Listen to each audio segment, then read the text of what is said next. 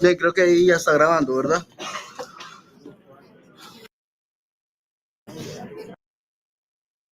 Bien, sean todos bienvenidos a este día, un inicio de semana un poco con emoción, con alegría cada uno porque va a empezar una nueva etapa.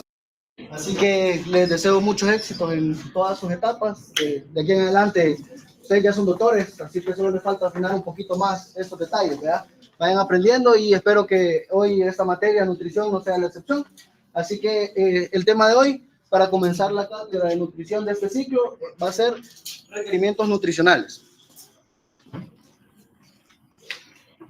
Bien, como objetivo de las clases, yo los he plasmado acá, y eso lo pueden observar ustedes también en su campus para que tengan un poco, más o menos una guía para que ustedes puedan estudiar, ¿verdad?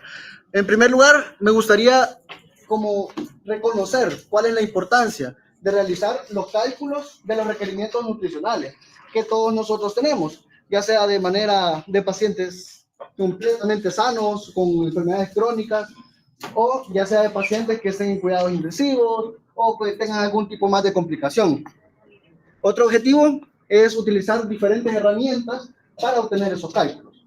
Y por último, vamos a tratar de conocer todas las recomendaciones específicas, tanto de macronutrientes y microminerales. Así que vamos a comenzar. Bien, inicialmente, acá hay una palabra que es bien importante, la energía.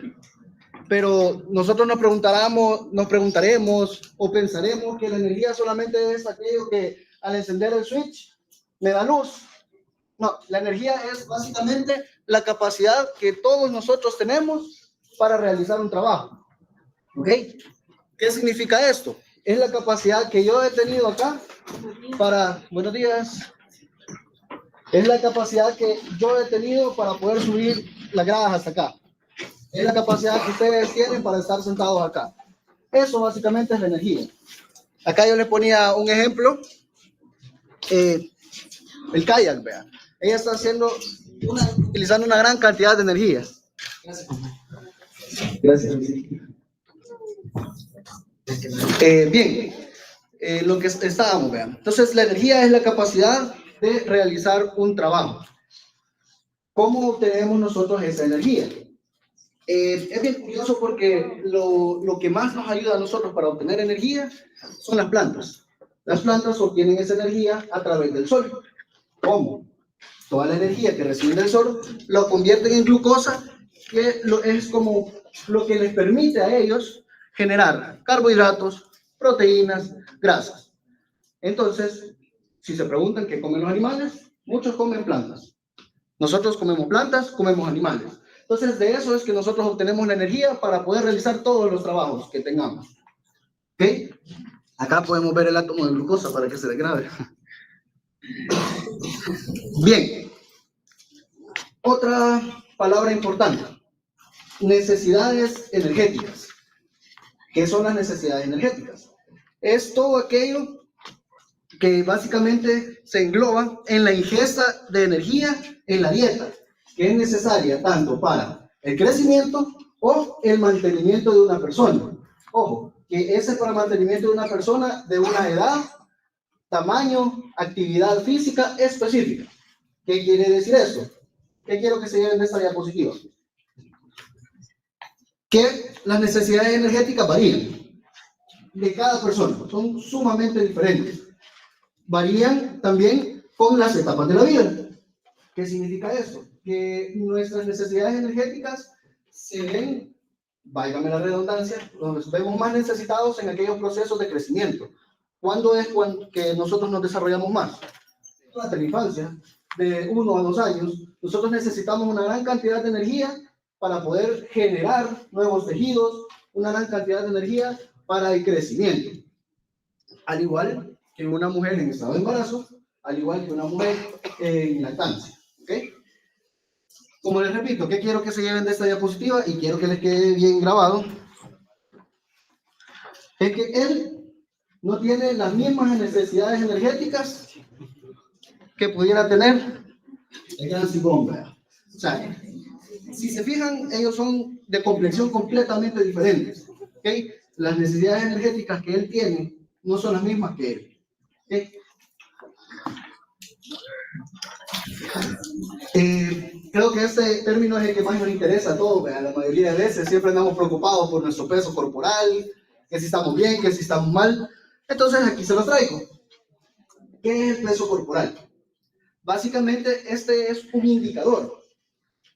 ¿Qué nos indica este indicador? Es la idoneidad o falta de idoneidad de la ingesta energética. ¿Ok? Pero el peso corporal es bien curioso, fíjense, porque nosotros vemos a una persona delgada, alta, que se ve deportista, pero no hace deportes, y uno dice, está sano, ¿verdad? Quisiera ser así, quisiera tener esa complexión, pero el peso corporal es algo no fiable. ¿Por qué? Porque el peso corporal no nos da indicios de cómo estamos nosotros con los macro y micronutrientes. Solo nos dice, usted pesa tanto, está dentro de tal IMC. Hasta ahí. Pero puedo tener hígado graso, por ejemplo. Puedo tener algún problema que no se ve a simple vista. Y esto es por la mala ingesta de nutrientes que nosotros tenemos. Otra cosa bien importante de esto es la adaptación. Nuestro cuerpo es bien curioso, la verdad, es hermoso. ¿Por qué? Porque nosotros tenemos la capacidad de adaptar nuestro cuerpo. El peso corporal. No sé si ustedes vieron la película La Sociedad de la Nieve. Se preguntarán cómo habrán sobrevivido ellos, ¿verdad? Por adaptación. O sea, nuestro cuerpo tiene la capacidad de utilizar todos esos combustibles que ingiere en el momento adecuado. Es decir, en este momento ellos estaban en un momento que no podían ingerir ningún alimento, ¿verdad? Al inicio. Entonces su cuerpo adaptó sus combustibles, llámese grasas, que más adelante lo vamos a ver, para poder sobrevivir esos días que estuvieron ahí. De otra cosa que depende del peso corporal, de la composición. Es decir, una persona alta, una persona baja, se nota la diferencia a simple vista. Entonces, eso es lo que nos quiere decir eso, que depende básicamente de la composición corporal de cada persona.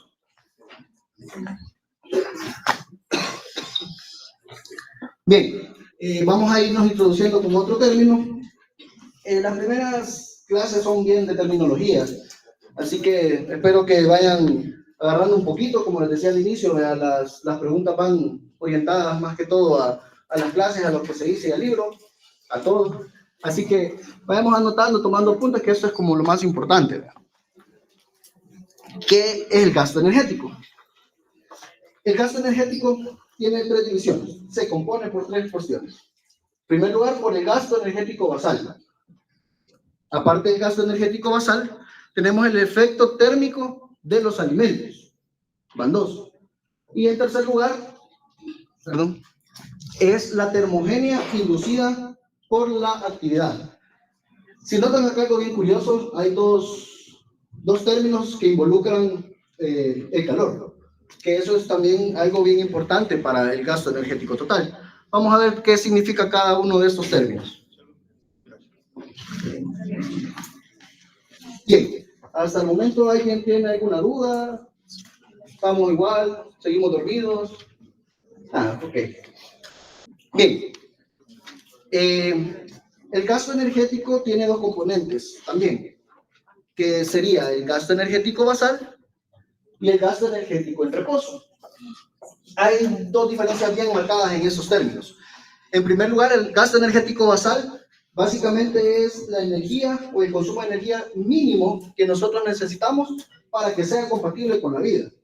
Es decir, el gasto energético basal es lo que nosotros estamos consumiendo por existir. Así de sencillo. O sea, este gasto energético basal es bien curioso también, todo es bien curioso, ¿verdad? Es bien curioso también porque varía. ¿Cómo varía? Al igual que el peso corporal, es bastante similar, varía con las diferentes etapas. Por ejemplo, una persona de mayor edad, se lo repito, no tiene los mismos gastos energéticos que un niño. De hecho, el gasto energético basal va disminuyendo conforme una persona va aumentando de edad. ¿En qué sentido o por qué? Porque depende bastante de la masa libre de grasa. Más adelante vamos a explicar un poquito más de eso, pero la masa libre de grasa es la que indica más que todo cuál es el consumo o el gasto energético basal que nosotros tenemos. Bien, vámonos ahora con el gasto energético en reposo. Este gasto energético es la energía que uno consume en las funciones corporales que no vemos. Quiero que vean eso, ¿qué es la diferencia? Gasto energético basal es la cantidad mínima que nosotros necesitamos para ser compatibles con la vida, en estado completo de reposo. Yo estoy bien dormido, estoy con mi gasto energético basal. Gasto energético en reposo. Este es el que se necesita para que el cuerpo cumpla sus funciones. ¿Qué tipo de funciones? Por ejemplo, la creación o conexión de nervios. Las conexiones nerviosas gastan energía y eso se ve mediante el gasto energético en reposo. La creación de sangre, que en la circulación estamos en este momento nosotros. ¿Ok?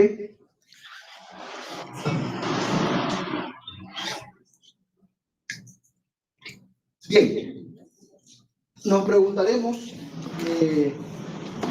qué es lo que incide o qué es lo que hace que nuestro gasto energético en reposo cambie, varíe. Aquí está un poquito más detallado lo que les mencionaba anteriormente. ¿Verdad? Dentro de los factores que inciden en el gasto energético se encuentran la edad, la composición corporal y el tamaño corporal. Hay otros dos que los vamos a ver más adelante. Como les mencionaba anteriormente, con respecto a la edad, el valor máximo de nuestro gasto será de los 1 a los 2 años. El crecimiento, ustedes se van a dar cuenta ahorita que están en el diagnóstico o más adelante en pediatría, que el niño consume demasiada energía y es por ello que ellos también tienen mayores periodos de sueño, que es donde más se recupera cuestiones de tejidos, cuestiones energéticas. Entonces, en este periodo o rango es en el que más se consume energía. Bien, ¿qué quiere decir el segundo apartado? 5 kilocalorías por gramo de tejido ganado. Esas 5 kilocalorías es lo que nosotros, o los chicos, los niños, consumen para poder crear 1 gramo de tejido. Es decir, si yo estoy en mi cuerpo creando tejido, por cada gramo, yo ocupo 5 kilocalorías. ¿Okay? Bien, en la vida adulta básicamente disminuye todo eso, y es lo que les comentaba. La cantidad de masa libre de grasa va disminuyendo conforme a la edad. Nosotros alcanzamos nuestro pico máximo a edad media, 30 años de masa muscular. Posterior a eso va disminuyendo. ¿Verdad? Entonces, en la vida adulta, ustedes se fijan, la composición muscular de los adultos es baja. Entonces, eso implica que haya bastante disminución del gasto energético. Y eso se hace es por kilo de masa exenta de grasa. Cuando se refiere a masa exenta de grasa, es músculo. Sí, masa libre de grasa. Básicamente es músculo. Bien.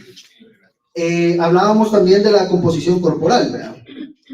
En el caso de la composición corporal, como hablábamos anteriormente de la masa libre de grasa, esta básicamente representa la parte del tejido metabólicamente activo. Y esto quiero que se lo graben y lo tengan bien presente. ¿Cuál es el principal factor pronóstico de gasto energético en reposo? La masa libre de grasa. ¿Okay? Ustedes se fijan, los enfermos, bueno, ahorita ya se van a ir dando cuenta, ¿verdad? Los enfermos crónicos hospitalizados, ustedes los van a ver sumamente delgados, pero es porque esa masa libre de grasa ha disminuido. Entonces, una persona que ha sido deportista, que ha hecho peso, que ha hecho toda su vida ese tipo de actividades, tiene mayor posibilidad de sobrevivencia que una persona que no ha hecho ningún tipo de esas actividades. Bien, el tamaño corporal es directamente proporcional a su tasa metabólica. ¿Qué es directamente proporcional? Mientras más grande, más gasto. Mientras más pequeño, menos gasto. Entonces, el tamaño corporal nos indica Si una persona puede pesar lo mismo, aproximadamente, pero una persona es más alta, más grande, va a consumir más energía que la otra persona. O sea, ahí está un poco la diferencia en ese aspecto.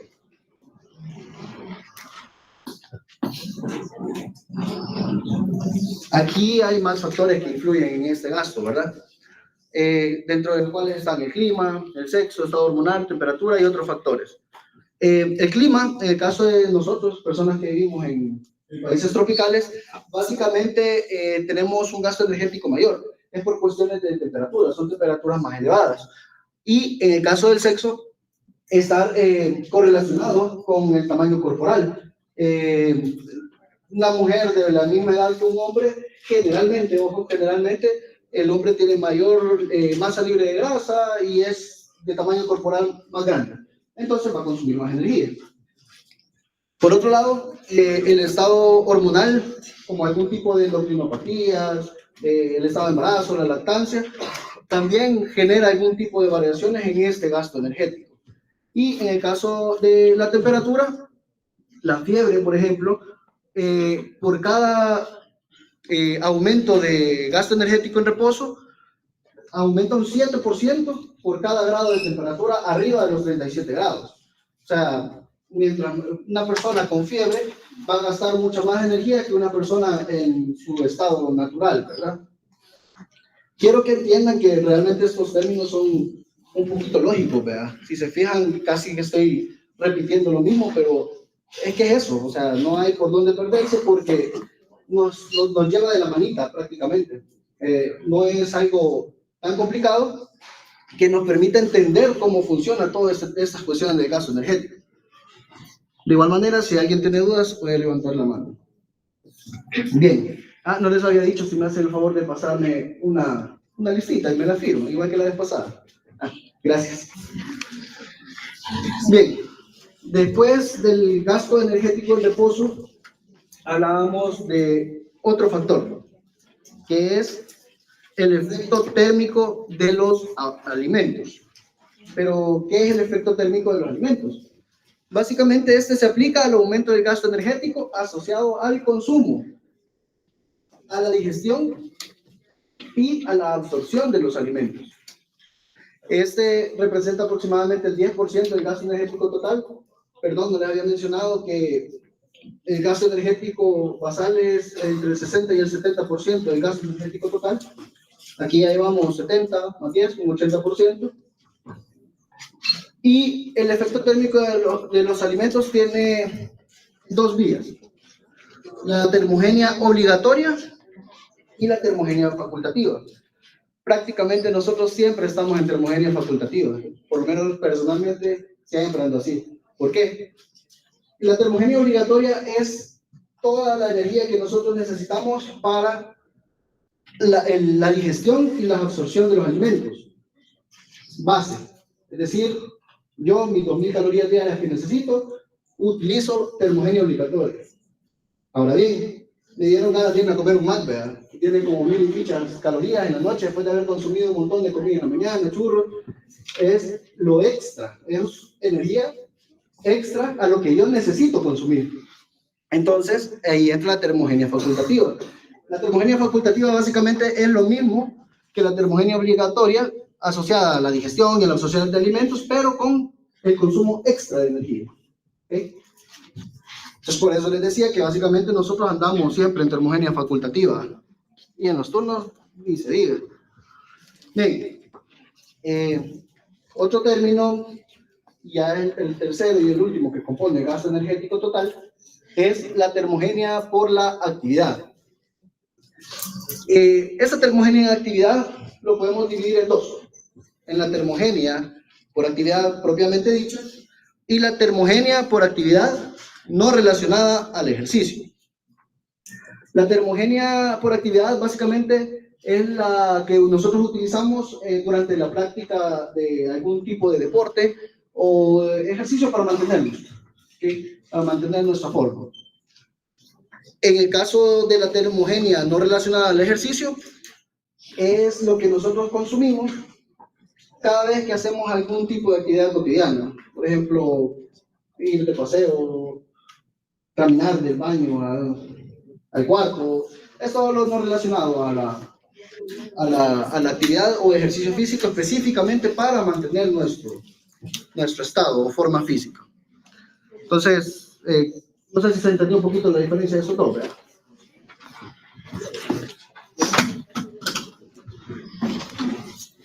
Bien, vamos a entrar un poquito a otro apartado. No sé si tienen hasta este momento alguna duda, algo que podamos esclarecer. ¿Alguien? Nadie. Ok. Bien. Para hablar acerca de la medición del consumo de energía, quiero mencionarles que hay un montón de formas de medir la energía. Hay una cantidad bastante grande y hay aplicaciones. Usted baja una aplicación ahí en su teléfono y ya le da la cantidad de energía que usted necesita, ¿verdad? Pero yo me voy a enfocar más que todo en una. El libro se las menciona y ahí les menciono unas cuantas, pero quiero que hagan más énfasis en esta. Y para que la conozcan un poquito y ustedes también se calculen, porque nos sirve para personas tanto como sanas, como personas enfermas, obesas y todo.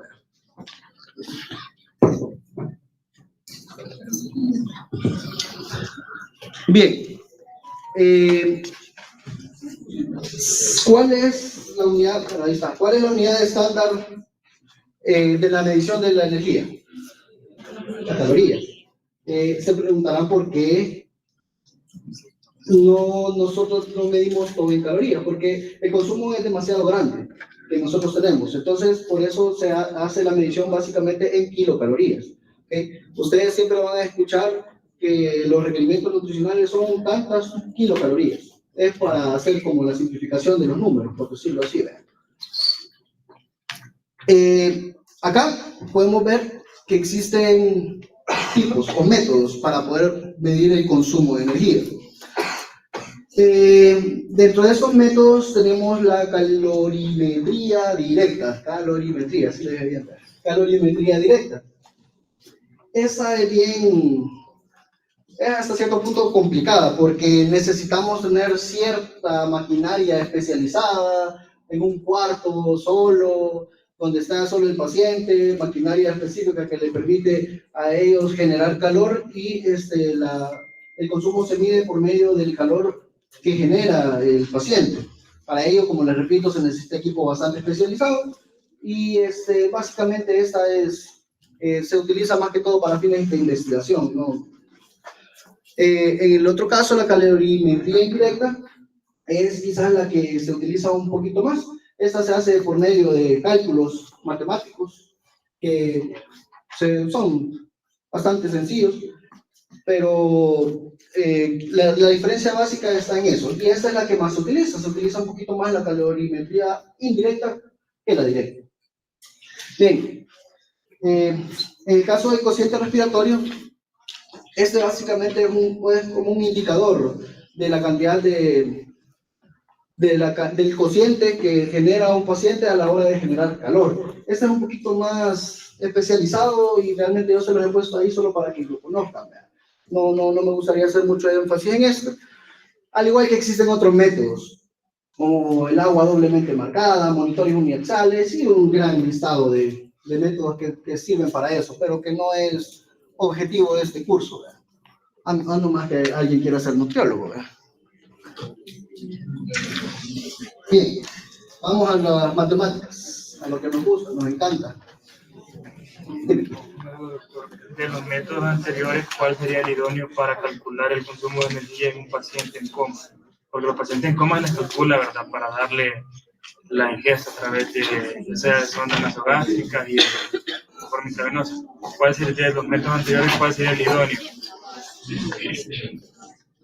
Bien, el compañero preguntaba que cuál es el método idóneo para calcular el consumo de energía en pacientes, por ejemplo, en estado de coma. Nosotros utilizamos básicamente la calorimetría indirecta. ¿Por qué? Porque si ya van a conocer un poco más los hospitales, usted se fija, ellos están en un ambiente inhóspito hasta cierto punto, ¿verdad? Entonces es bien imposible estarlos desplazando, no tenemos el equipo adecuado para poder utilizar las mediciones directas. Entonces nosotros utilizamos más que todo la calorimetría indirecta.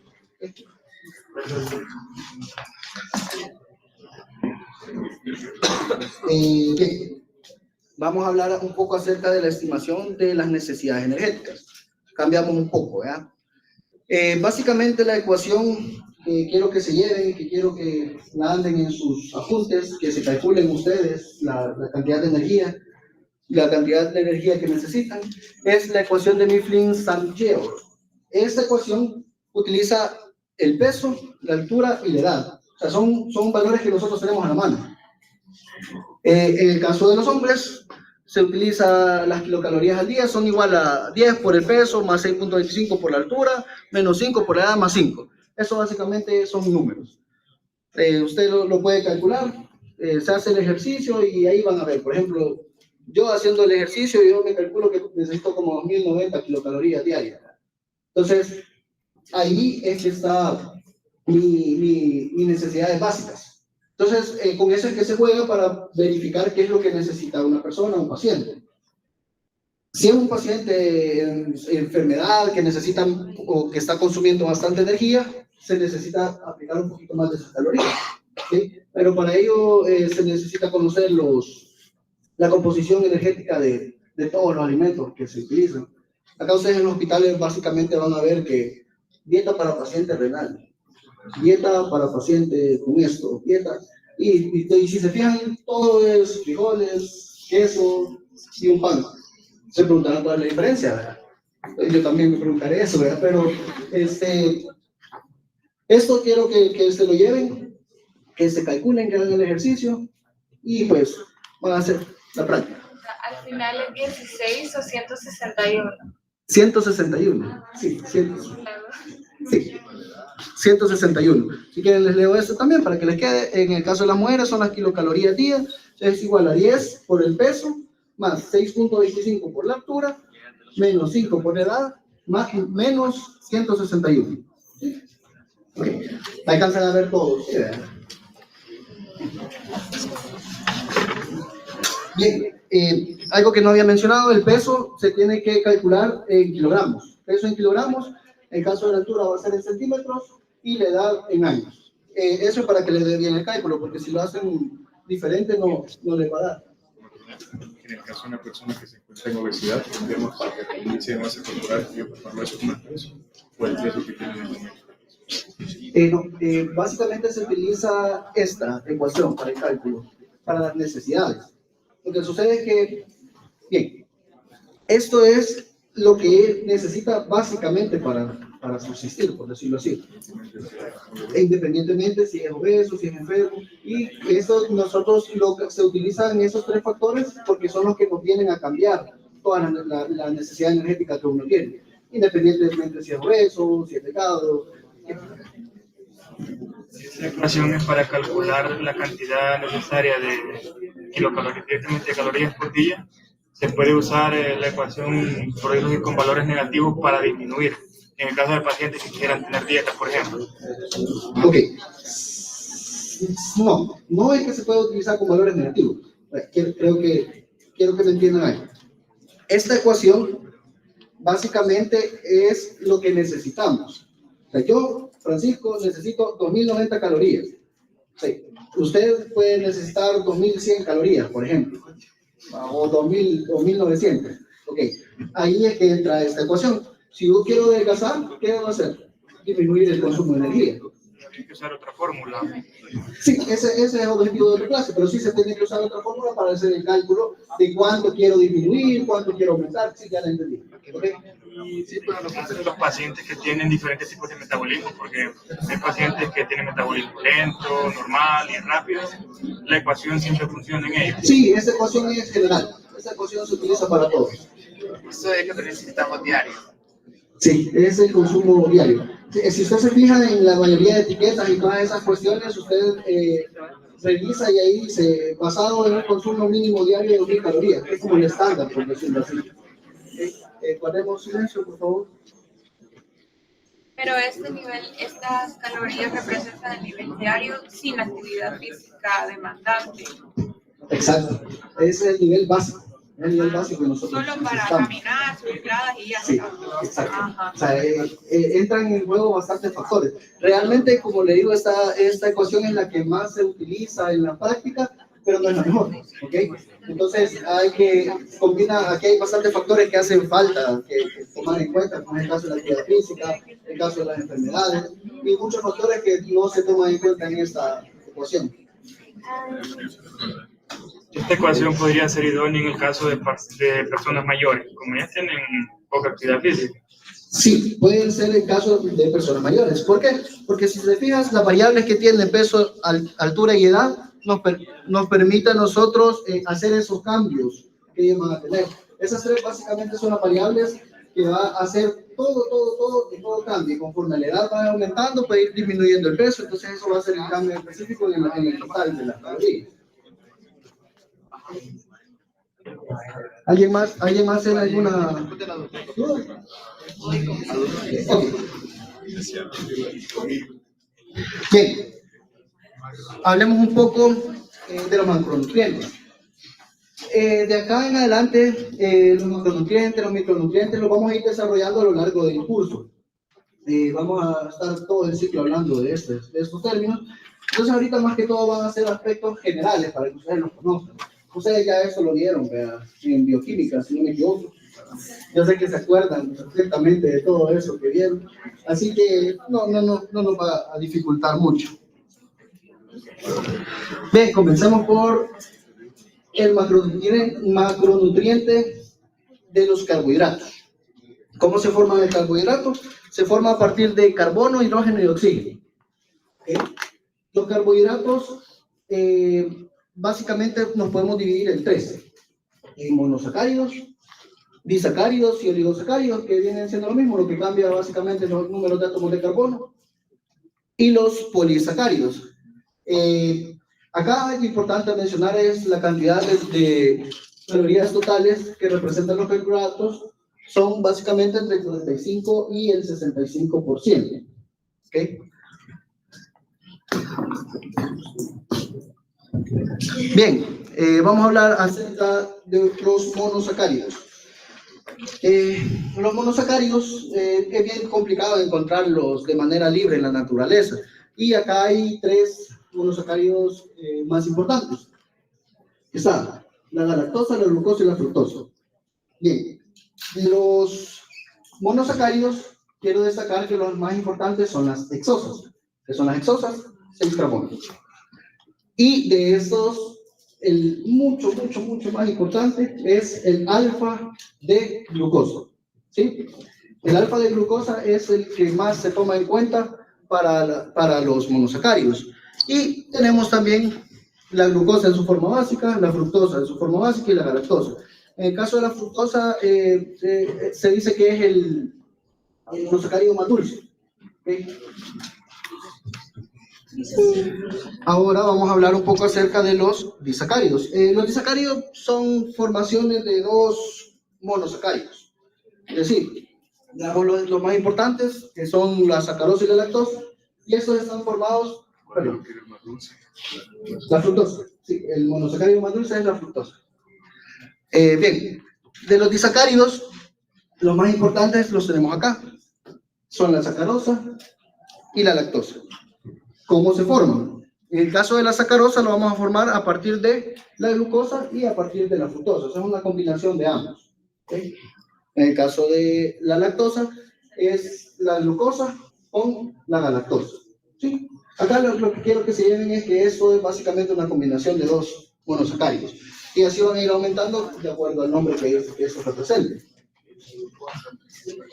En el caso de los oligosacáridos, acá hablamos de 3 a 10 unidades de monosacáridos.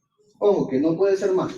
Son de 3 a 10. Es lo que les decía, son uniones de varios monosacáridos. Lo importante de esto es que se consideran bastante dulces y que son muy hidrosolubles. ¿Okay? Acá en las diapositivas yo básicamente les pongo las ideas de lo que quiero que se lleven. lo que voy a preguntar. Así que tomen en cuenta todo eso para que lo estudien. A la hora de ver el libro, esto está desarrollado de una manera de 3, 4 páginas. Léanlo porque es bien importante. Entonces, con eso van a ustedes entender un poquito más acerca de eso. Pero como les repito, ahorita era más que todo generalidades, esto lo vamos a desarrollar a lo largo del curso. Bien, vamos a hablar de los polisacáridos. ¿Cómo los diferenciamos de los oligosacáridos? Tiene más de 10. Okay. Entonces, si uno de esos tiene 10 unidades de monosacáridos, ¿qué sería? Oligosacárido, ¿verdad? Que si tiene más de 10, si tiene 10 unidades monosacarídicas, ¿qué sería? Oligosacárido. Si tienen más de 10, entramos a los polisacáridos. ¿Sí? Okay. Y acá los polisacáridos más importantes: almidón, dextrina, glucógeno. Las plantas básicamente almacenan la energía en forma de almidón, y este almidón se puede dividir en dos: en amilosa y amilopectina. La amilosa son básicamente unidades largas, pero no tan largas como la amilopectina, y tiene pocas ramificaciones. En el caso de la amilopectina, esa es la que nosotros encontramos en cuestiones como los cereales, los tubérculos, y la característica principal de eso es que son bastante largas y contienen numerosas ramificaciones. Entonces ahí está la diferencia entre estas dos. Acá, de estos, el que yo más destaco es el glucógeno. ¿Por qué? Porque ese es el que nosotros utilizamos como reserva energética. El cuerpo utiliza el glucógeno para almacenar energía y utilizarlo en su momento por si hay algún tipo de alteración en el organismo que nos dé esa necesidad de utilizar ese glucógeno. ¿En qué momento puede ser eso? En momentos de ayuno. En momentos de ayuno prolongado, el cuerpo necesita, como les decía al inicio, si se recuerdan que el cuerpo es mágico, utiliza todas esas combustibles para mantenerse de pie. Entonces, en momentos de ayuno prolongado, nosotros tenemos almacenada nuestra energía en forma de glucógeno. Entonces, a través de los diferentes procesos que vimos allá por segundo año, se toma la energía a partir del glucógeno. Bien. Lo que más nos gusta, las grasas y los lípidos. ¿Para qué les digo que no? Si es mejor una hamburguesa o algo así, que algo sano, que vegetales y todo eso. Es la realidad, pero no es lo correcto.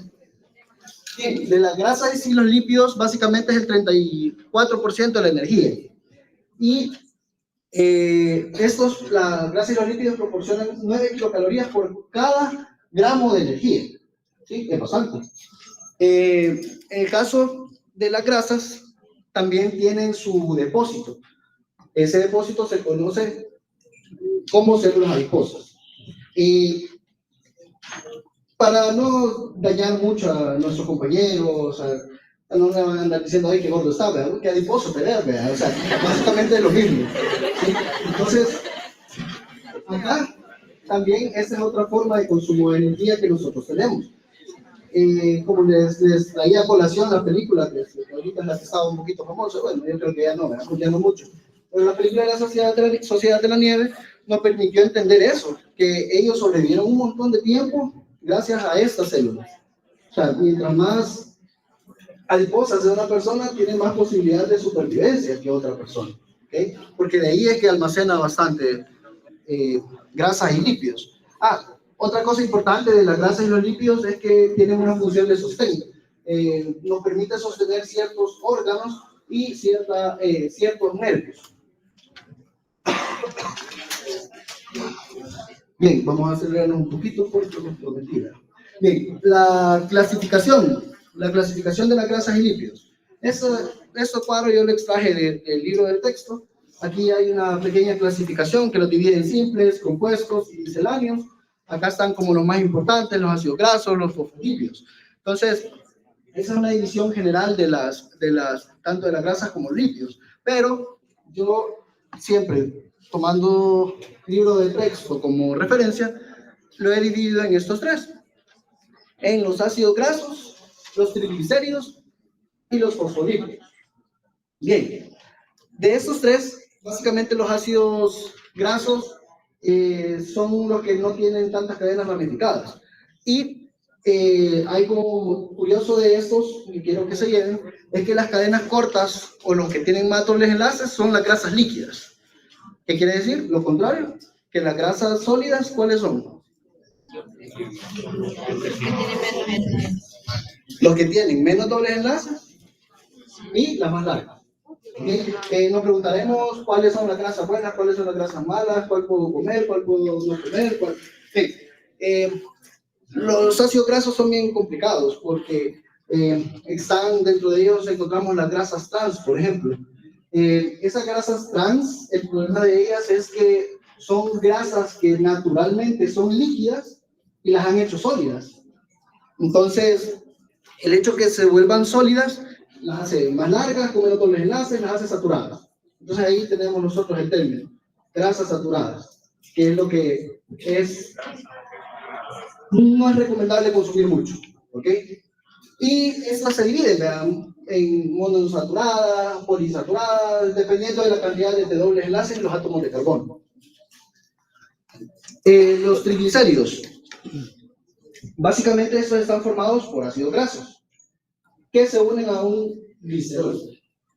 Estos son hidrófobos, que quiere decir que no son compatibles con el agua, y son bien importantes porque nos permite transportar las vitaminas liposolubles. ¿Okay? Esta función es bien importante en los triglicéridos.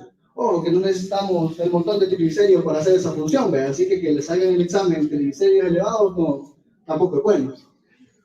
En el caso de los fosfolípidos,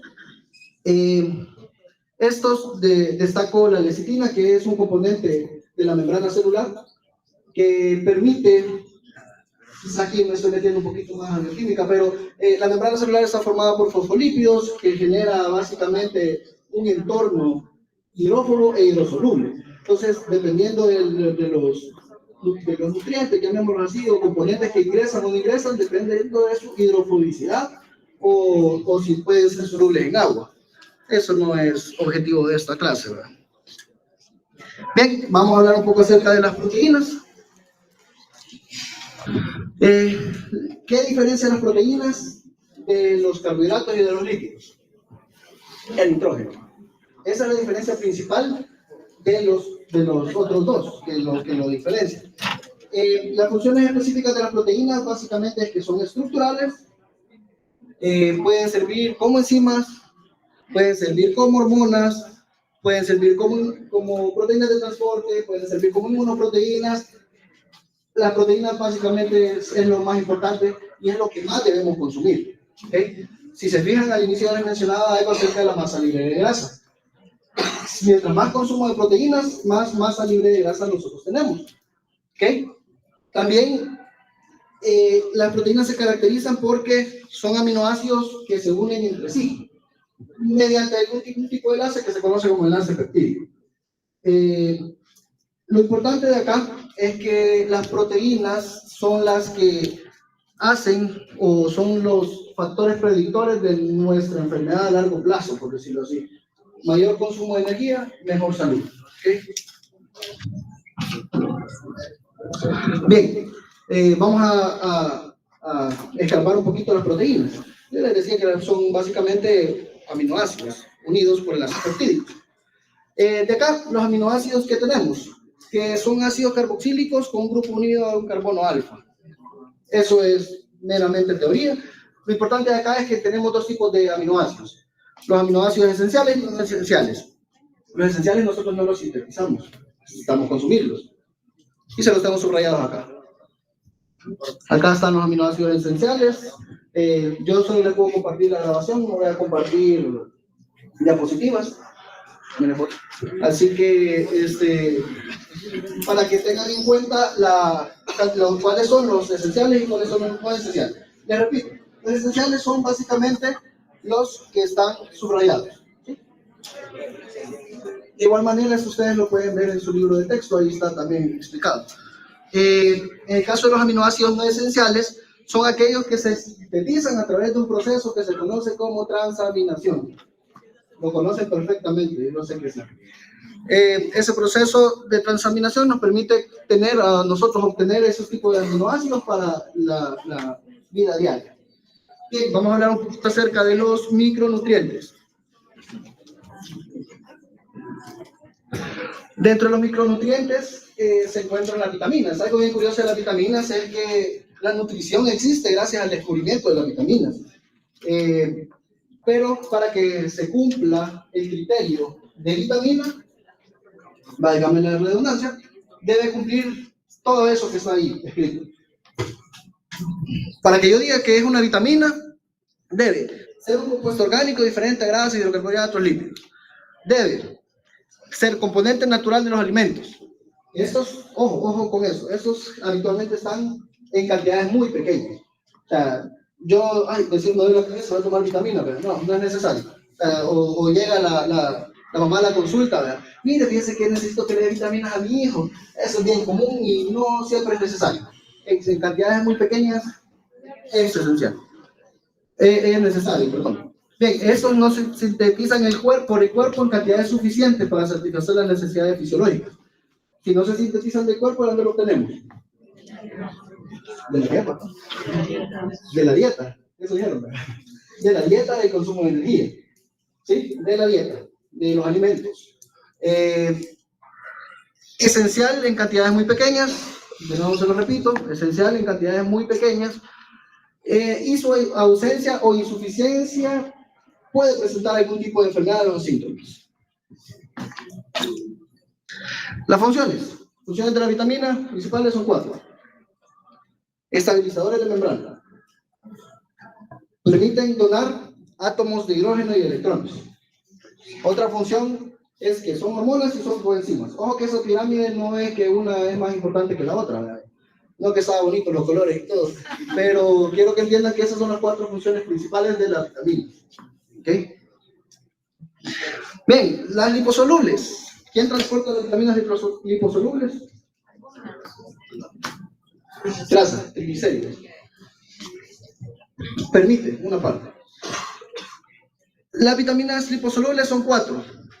Yo me las aprendí en su momento como las ADKE. Eso tiene. Las vitaminas liposolubles ADKE.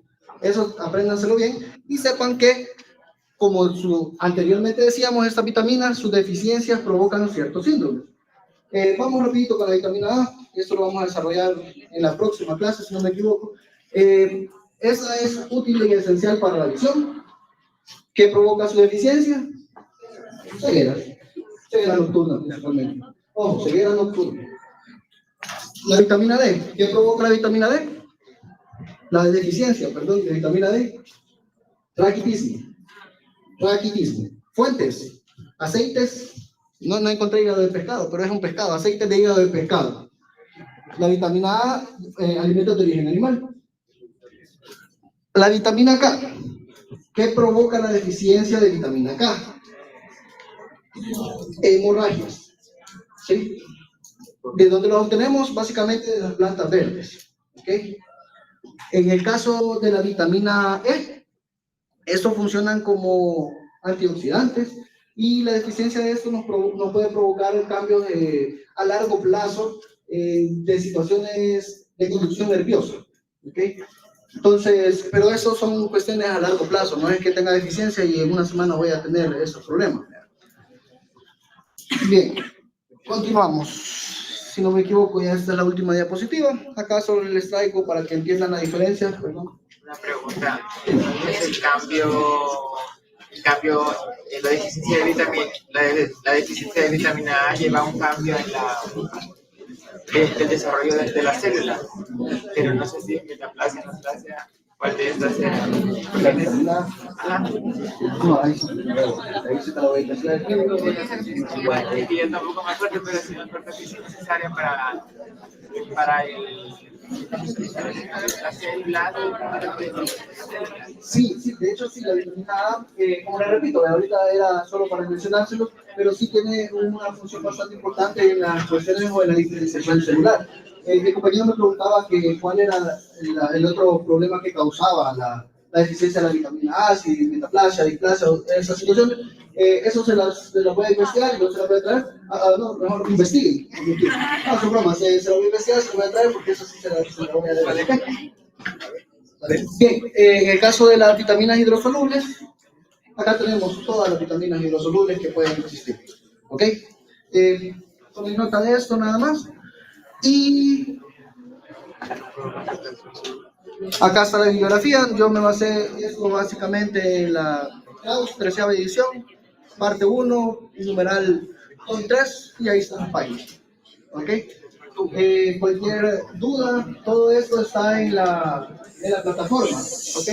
Toda la bibliografía, la clase ya se la voy a subir más noche, la presentación no, solo la grabación. Hola. Va a estar la grabación, en línea. ¿Sí? pero, o sea, está la grabación, pero con la diapositiva. Sí, la grabación que va a estar en el, ojo con esto, la grabación que va a estar en la plataforma va a estar con la transición de las diapositivas, para que escuchen la clase y aprendan escuchando la clase, ¿ok? Creo que por el momento eso sería todo. Muchas gracias a todos. Cualquier duda.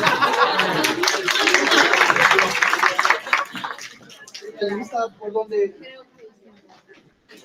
Yo me estoy comprando y